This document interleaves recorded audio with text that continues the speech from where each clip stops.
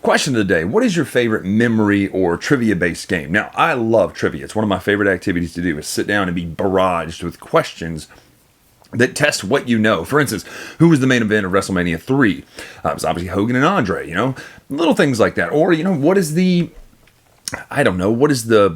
greatest import of this country? Things like that there's no reason you should know it, but I like to know it, right?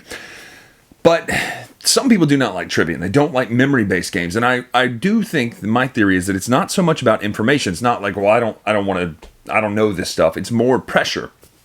Carla does not like trivia, but she's actually good at trivia. She knows things that are kind of random and obscure, but doesn't like to play trivia games because of the pressure and timing a lot of times, like Scholars Bowl, things like that. You got to ring in, boom, Jeopardy.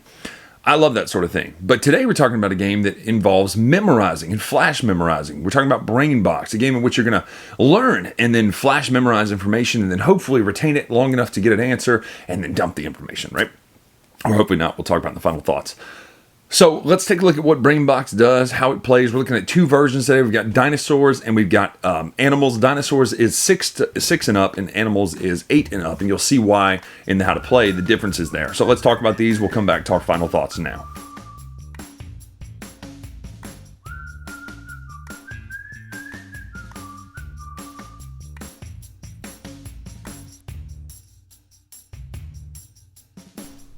All right, so here is Brainbox. We've got two editions here. We've got animals and dinosaurs. Essentially, they're going to work the same way. You're going to flash memorize some things. Now, how does this work? So let's open the boxes. Ooh, look at that nice little box open, right? They come with sand timers because essentially what happens is you're going to choose one of these cards. You're going to grab it and you're going to flip the sand timer. You get 10 seconds to flash memorize as many of these details as you can. The name of the dinosaur, which way it's facing even, interesting facts about it, what it eats, all those sorts of things, right? And when the timer runs out, which it has, you'll roll this dice, which in this one it's an 8-sided dice. You'll roll the dice and then you'll look.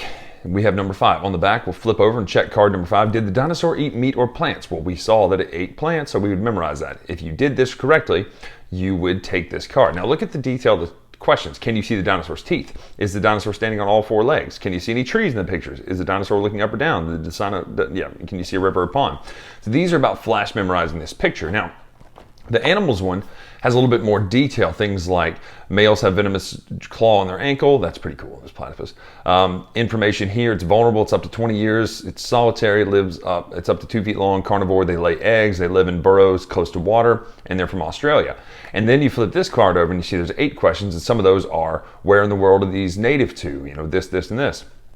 So essentially what you're going to do is you're going to go through these and for about 10 minutes and then see how you did. If you're playing solo, if you're playing with 2 players, you see who has the most cards after 10 minutes. And ideally what happens is you're going to be training your brain to do a couple things. Now this one's much more about observation. The dinosaur one, I don't think it ever asked you. Let's see. So far, I haven't seen one in these few that we've looked at that asks you what the dinosaur's name is because it's on the back. Yeah, you don't have to memorize that Latin name of a dinosaur, but what you do is you memorize things about the picture, whereas this one is much more about the geography of an animal, where it lived, how it lived, what it eats, and stuff like that. Now, this one asks you what it eats, but the reason I bring that up is in the final thoughts, I'm going to talk about some applications for some of these brain boxes and what they would be great for. And the animal one would be perfect with all that information there for learning geography and learning science and biology about animals, whereas the dinosaur one is going to be much more observational based, whereas this one be much easier to play with younger kids because you're asking them to memorize things about the picture, whereas this one you're going to be asking them to memorize things about the animal too, which would be, location, all its little details and things like that. So this one's actually a little bit more difficult than this one, which is why this one says ages 6+ and this one says ages 8+, which is interesting that they make that delineation that way, because if you don't know, just looking at these boxes, you'd think they're the exact same thing. But for your audience, who you're playing with, check the ages on it because your kid will be able to play much more easy with this version than this version.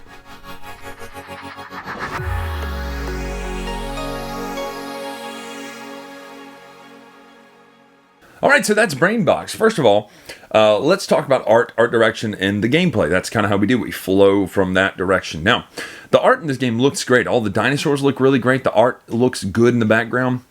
it looks like something you'd see in a middle school science textbook. And I know that sounds like an insult at first, but there's some really great art in this. It looks good, and it looks, you can see the pictures, and it's really drawn in a way that kind of accents the things that are important about the animals.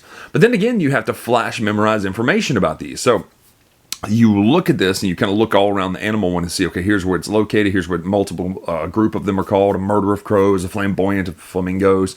You look at these things and you go, okay, I need to know blah, blah, blah, blah, blah. Then you turn the card, well, you get 10 seconds to flash memorize it, and you roll the dice, and then you have to answer that question. Well, some of those questions you notice are things that you would need to know just from observation, which especially the dinosaur one. Observational questions, which way is it facing?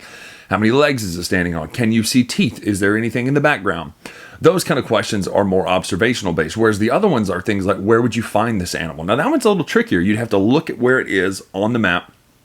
It'll tell you at the top, too, where it's located, and then memorize kind of the general vicinity of where these animals are, which is kind of cool that it asks those questions, too, which leads me to application. Now, this is not a game that you're going to want to sit down and play on a Monday night after getting home from work and be like, hey, should we play Ark Nova or Brainbox, right? It's not that kind of game. It's not meant to be that kind of game.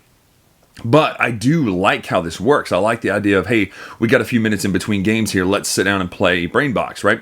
Especially with your kids. I like that your kids can play this. And depending on the age of your kids, you can play with two different sets with two different age kids. We have a 9-year-old and a 4-year-old, soon to be 5. And we can play both of these versions with them. Now, yeah, we have to help read the cards with Ella, but we can read it to her and she can say, oh yeah, 4 legs, 2 legs, teeth, background, there's a puddle or whatever. And then with Harper's, she can read her own questions, and she can read some of those harder ones, like what does this animal eat, or what is a group of this animal called? So things like that are pretty cool, that there's variation and variety. Now, where do I see the best application for this game? In a classroom. Absolutely a perfect tool for classroom. Science teachers, geography teachers, anything like any kind of teacher really could use this just as a quick brain teaser, yes, but also a good activity if you've got 5 minutes to burn after a test, 10 minutes to burn after a test, and you just don't want to move into the next material, or you've got some time, when they have centers or things like that. Kids can get this down, play quickly, easy rules to follow, and play self-guided without needing a bunch of help. So I really think these would be excellent in classrooms. It's such a cool tool where you have to you're teaching a skill to a flash memorization. For me, as a mentalist, flash memorization is wildly important, as I have to flash memorize a name or someone's PIN number to their phone, right? Like, all these things are important for me to be able to train my skills at flash memorization and retaining long enough to need it. But ideally, you'll learn these things about the animals and retain them longer. Like, oh yeah, that's the Sahara, or the savannah is not the jungle, like the lions say. So things like, which way the animal's facing, who cares, right? Because that's just based on the picture. But I do think there's a lot of great application for this game to be used in teaching tools. But also, it is fun to just grab in between games or grab and play with your kids. So that is Brainbox. I like the concept. Again, it's not a game I'm going to pick over another game, but I do like the concept of what this game does and what it offers. So I'm Brian Drake here on the Dice Tower. Make sure to follow us on Twitter, Instagram, etc. Also, make sure to check out the merch store. We've got some new things coming very soon. We're into sublimation now. We're doing all sorts of sublimation and things like that. So we're getting that rolling even faster. So we'll see you soon.